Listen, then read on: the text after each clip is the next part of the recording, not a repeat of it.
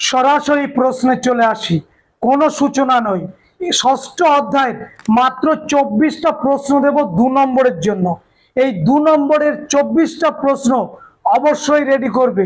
এই কারণে রেডি করবে যে 24টা প্রশ্ন বলে অবহেলা করবে না, কারণ এই 24টা প্রশ্ন তোমাকে রেডি করতে হবে। এই প্রশ্নগুলো বিভিন্ন সালে এসেছিল এবং ধরে ধরে আমরা এই প্রশ্নগুলোর উত্তর আমরা নেক্সট ভিডিওতে দেব। আজকে শুধু প্রশ্নটা দিচ্ছি কারণ অনেকেই চেয়েছো যে স্যার ষষ্ঠ অধ্যায়ের 2 নম্বরের কিছু প্রশ্ন দিন, যে প্রশ্নগুলো এবার মাধ্যমিকে আসার মতো। তাদের কথা বিচার বিবেচনা করে আজকে আমি 24টা প্রশ্ন তোমাদের সামনে দিচ্ছি। প্রথম প্রশ্ন, কংগ্রেস সমাজতান্ত্রিক দল কি উদ্দেশ্যে প্রতিষ্ঠিত হয়েছিল? কংগ্রেস সমাজতান্ত্রিক দল কি উদ্দেশ্যে প্রতিষ্ঠিত হয়েছিল? নাম্বার 2, মোপলা বিদ্রোহের কারণ কি? নাম্বার 2, মোপলা বিদ্রোহের কারণ কি? নাম্বার 3, বারদৌলি সত্যাগ্রহ আন্দোলন কেন শুরু হয়েছিল? বারদৌলি সত্যাগ্রহ আন্দোলন গুজরাটে 1928 সালে কেন শুরু হয়েছিল?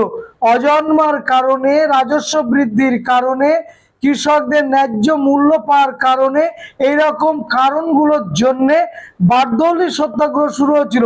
আর এই প্রসঙ্গে বলে রাখি, কংগ্রেসের মনোভাব বারদৌলি সত্যাগ্রহে কেমন ছিল উল্লেখ করো। এটা করতে হবে 4 নম্বরের জন্য, মাথায় রেখো। নাম্বার 4, তাম্রলিপ্ত জাতীয় সরকার কি কি উদ্যোগ গ্রহণ করেছিল? অর্থাৎ 42-এর ভারত ছাড়ো আন্দোলন বা আগস্ট আন্দোলনের সময়কালে এই ভারতবর্ষের বিভিন্ন জায়গায় স্বাধীন সরকার প্রতিষ্ঠিত হয়েছিল। কিছু দিনের জন্য ব্রিটিশ শাসন মুক্ত হয়ে সেখানে এই ভারতীয়রা তাদের স্বাধীন সরকার প্রতিষ্ঠা করেছিল। যেমন উড়িষ্যার তালচের, আমাদের পশ্চিমবঙ্গের মেদিনীপুরের তমলুক, অজয় মুখোপাধ্যায়, সতীশ সামন্ত, সুশীল ধারার মতো ব্যক্তিরা। এই যে তাম্রলিপ্ত জাতীয় সরকার বা স্বাধীন সরকার যেটা হয়েছিল মেদিনীপুরের তমলুকে, তাম্রলিপ্ত জাতীয় সরকার, তার উদ্দেশ্যগুলো কি ছিল লিখলেই 2 নম্বর। ভীষণ ইম্পর্টেন্ট প্রশ্ন, এগুলো করবে কিন্তু। ত্রিপুরী সংকট বলতে কি বোঝো? হরিপুরা কংগ্রেসের নেতাজি সুভাষচন্দ্র বসু সভাপতি হলেন। ত্রিপুরী কংগ্রেসে তিনি আবার দাঁড়ালেন, পছন্দ হলো না গান্ধীজির। কেন গান্ধীজির পছন্দ হলো না? কারণ তিনি দ্বিতীয়বারের জন্য কংগ্রেস সভাপতি পদে তিনি নেতাজিকে চাননি। তিনি চেয়েছিলেন তার মনোনীত ব্যক্তি পট্টভি সীতারামাইয়া, এবং পট্টভি সীতারামাইয়া উনি হেরে গেলেন। গান্ধীজি বিখ্যাত উক্তি করলেন যে আমি পট্টভীর পরাজয় মানে আমার পরাজয়। এবং পাল্টা আমাদের নেতাজিও একটা দারুণ উক্তি করেছিলেন যে ওই পদে থাকার আমার কোনো যোগ্যতা নেই, কারণ আমি ভারতের প্রধানতম ব্যক্তির সমর্থন হারিয়েছি। তারপরে 1939 সালে তিনি এই কংগ্রেস থেকে তিনি বেরিয়ে আসবেন, পদত্যাগ করবেন, এবং ওই সালেই তিনি প্রতিষ্ঠা করবেন ফরওয়ার্ড ব্লক দল। এই প্রশ্নটা অবশ্যই করবে। নাম্বার 6, সারা ভারত কিষাণ সভার প্রথম সভাপতিকে, প্রথম সম্পাদককে? এই সমস্ত প্রশ্নের শুধু উত্তরটা লিখলেই হলো, এখানে কোনো আদার্স কিছু লেখার দরকার নেই। দুটো উত্তর চেয়েছে, দুজনের নাম লিখে দিলেই কমপ্লিট। নাম্বার 7, গান্ধীজি কেন ডান্ডি অভিযান করেছিলেন? 1930 সালে 6 এপ্রিল সমুদ্রের গুজরাটের সবরমতী আশ্রম থেকে শুরু হয়েছিল। 24 দিনে 241 মাইল পায়ে হেঁটে পৌঁছেছিলেন গুজরাটের ডান্ডি উপকূলে। সেখান থেকে সমুদ্র জল থেকে লবণ তৈরি করে লবণ আইন ভঙ্গ করলেন। সঙ্গে সঙ্গে তিনি গ্রেপ্তার হলেন, কিন্তু ডান্ডি অভিযান করেই ছাড়লেন।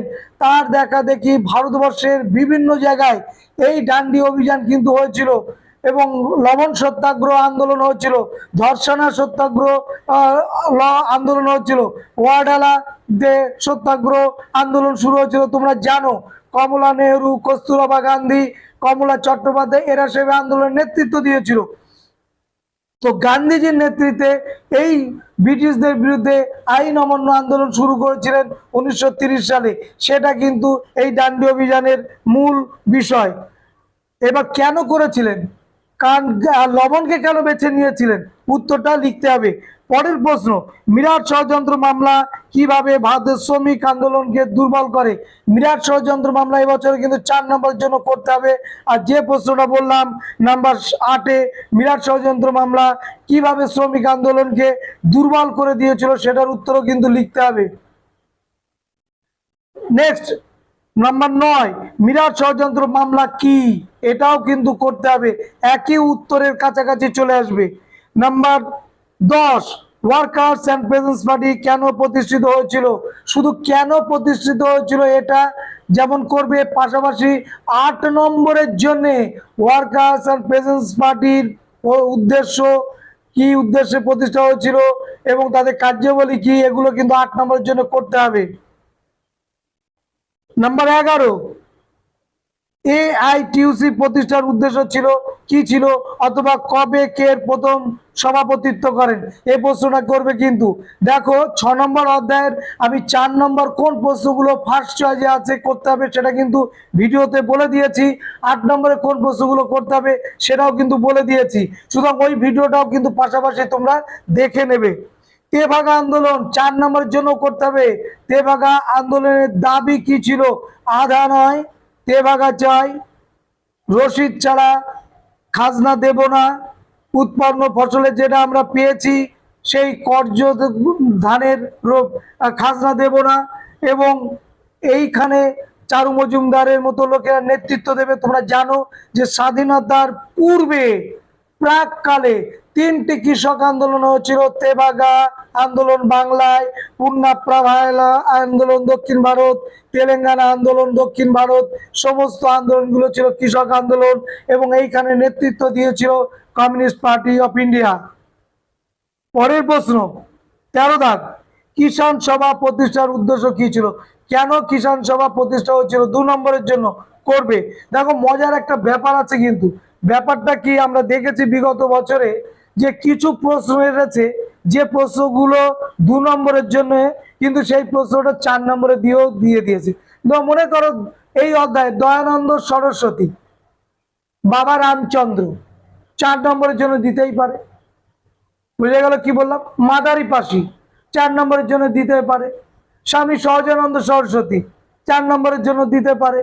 সুতরাং আমরা এগুলোও কিন্তু প্রস্তুতি নিয়ে থাকবো, কারণ এইরকম আমরা দেখছি যে 2 নম্বরের প্রশ্ন কিন্তু 4 নম্বরের জন্য দিচ্ছে, বুঝে গেল কি বললাম। নেক্সট হচ্ছে আমরা বলেছি কিষাণ সভা। 14 দাগ, কালী পরাজ এবং গুজরাটে কৃষকদের, কালী পরাজ আর উজলি পরাজ, অর্থাৎ নিম্ন শ্রেণীর কৃষকদের কি বলে, কালী পরাজ, উচ্চ শ্রেণীর বিত্তবান মানুষদের কি বলে, উজলি পরাজ।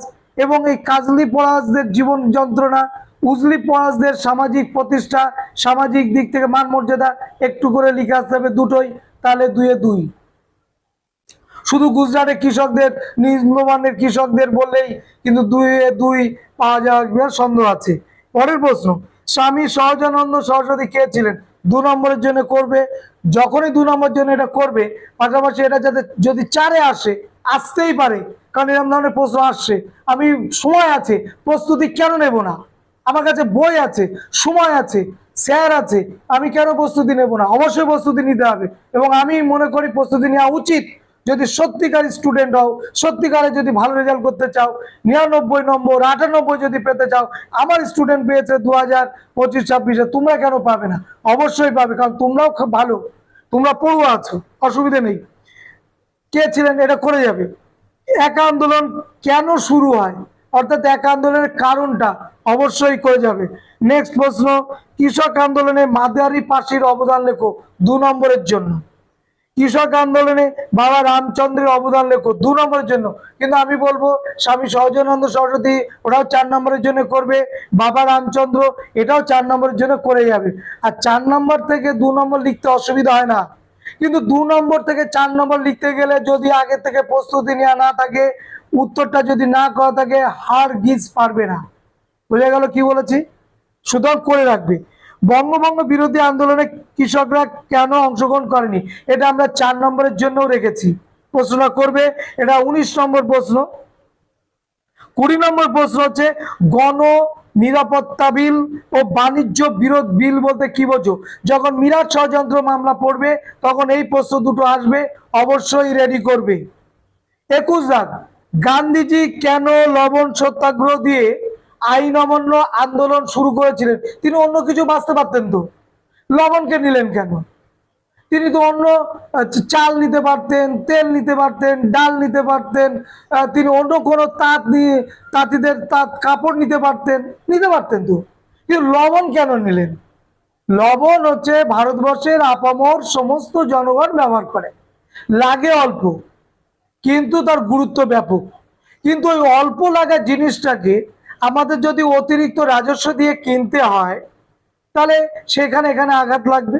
তো এই আঘাত লাগবে এটা যেমন ঠিক, তেমন এই ছোট্ট জিনিস দিয়ে আঘাতের জায়গাটা তৈরি করা যায়, ভাবনার জায়গাটা তৈরি করা যায়, ভাবচিন্তার জগৎটাকে পরিষ্কার করে তুলে ধরে দেওয়া যায় কৃষক, শ্রমিক, মজুর, মধ্যবিত্ত, ধনী সবার কাছে।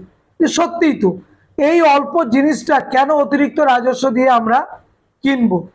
আমরা তো এটা নিজেরাই তৈরি করতে পারি। আমরা তৈরি করা যে লবণ সমুদ্রের জল থেকে প্রসেসিং করে যদি তৈরি করতে পারি, এবং এই কাজে অনেকে জড়িত ছিল গুজরাটে।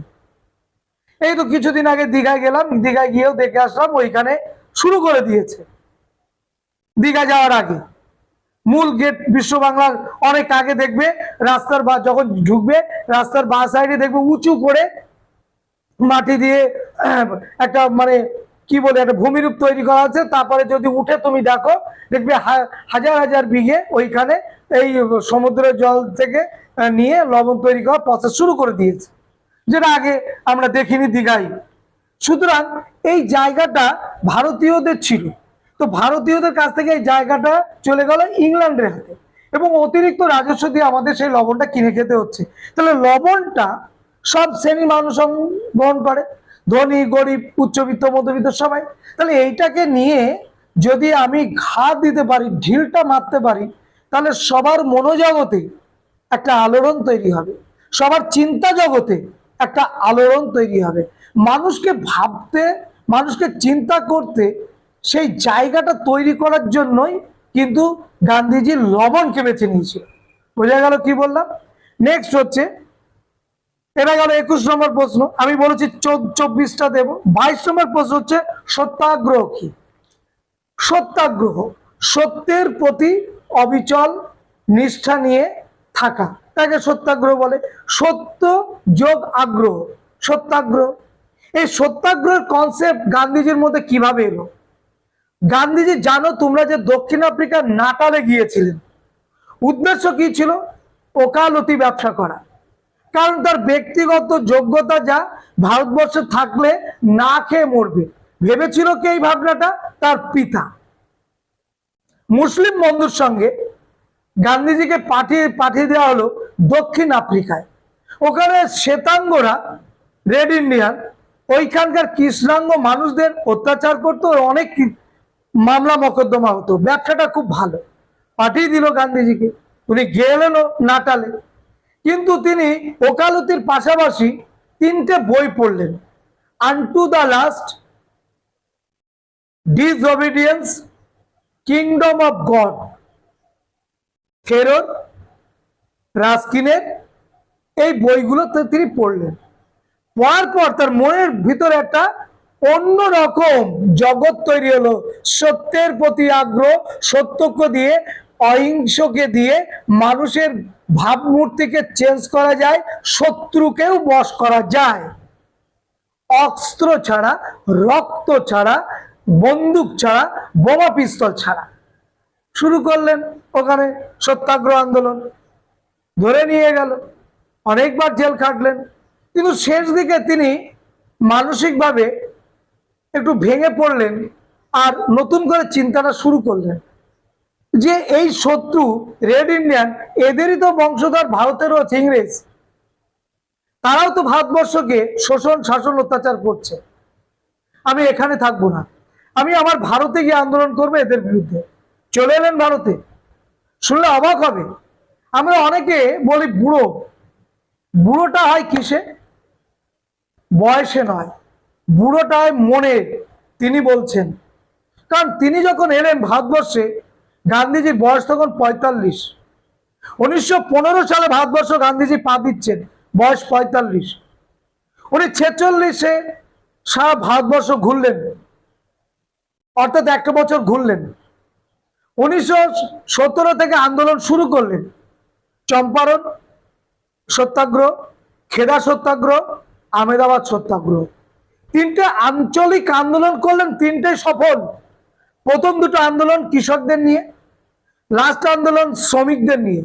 ভারতের ম্যানচেস্টার বলা হয় গুজরাট, সেখানে প্রচুর শ্রমিকরা কাজ করে, তোমরা জানো, তাদের বেতন বৃদ্ধির দাবিতে ৩০%। এই যে আন্দোলনগুলো করলেন, সফল হলেন কিসের ভিত্তিতে? সত্যাগ্রহের সত্যাগ্রহের জন্য, সত্যাগ্রহের জন্য। তাহলে সত্যাগ্রহের সংজ্ঞা কি? শত্রুর প্রতি বিদিষ্ট থেকে, শত্রুর প্রতি বিদিষ্ট থেকে, বয়সী দয়সী পেট কাটা মধ্যে থেকে শত্রুকে চিন্তার জগতে বা ভাব জগতে আলোড়ন তৈরি করে সুপথে নিয়ে আসা, সত্যের পথে নিয়ে আসা, কোনো কিছুর বিনিময়ে সত্যকে বিসর্জিত না করে সত্যের পথে থাকা, এই যে ভাবনা, এটাকেই বলা হয় সত্যাগ্রহ ভাবনা। বোঝা গেল কি বললাম? তাহলে এই প্রশ্নটাও কিন্তু করবে। তারপরে 23 নম্বর প্রশ্নটা কি? আল্লুরি সীতারামা রাজু কে ছিলেন? তোমরা জানো আল্লুরি সীতারামা রাজু এই অধ্যায়ে তোমরা পাবে। তিনি কে ছিলেন? এই প্রশ্নটা 2 নম্বরের জন্য করবে। কংগ্রেস সমাজতান্ত্রিক দলের উদ্দেশ্য কি? এটাও তোমরা করবে 2 নম্বরের জন্য। কংগ্রেস সমাজতান্ত্রিক দলের উদ্দেশ্য কি? এটা 4 নম্বরের জন্য করবে। এবং আমি মনে হয় প্রশ্ন তোমাদের দিয়েছি 6 অধ্যায় থেকে। আমি একটু দেখে নিই 6 অধ্যায় থেকে।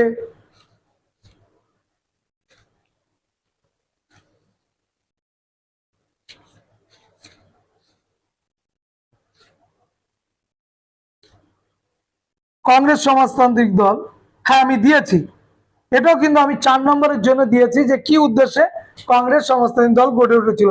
জয়প্রকাশ নারায়ণ, অচ্যুত চট্টোপাধ্যায়, মিনু মাসানি, এদের নেতৃত্বে। তো আজকের ভিডিওটা এই পর্যন্তই দিলাম। আশা করি ভিডিওটা শেষ পর্যন্ত দেখবে। অনলাইন ক্লাসে যারা যোগ হতে চাও অবশ্যই যোগাযোগ করবে। সবাইকে ধন্যবাদ।